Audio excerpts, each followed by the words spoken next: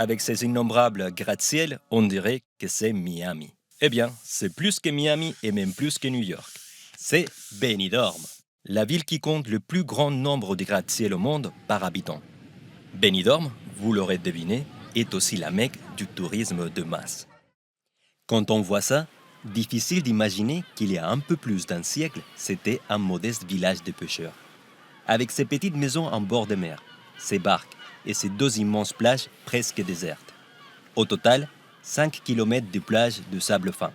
C'est à un Allemand, Christian August Fischer, que l'on doit les premières références touristiques au début du 19e siècle.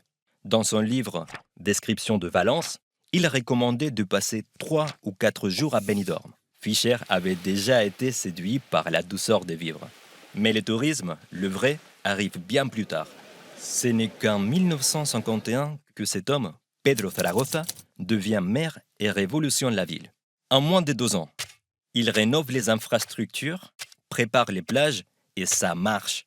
Les touristes arrivent, beaucoup de touristes, suédois, allemands, français, et avec eux, bien sûr, les femmes, qui arborent les premiers bikinis sur la plage.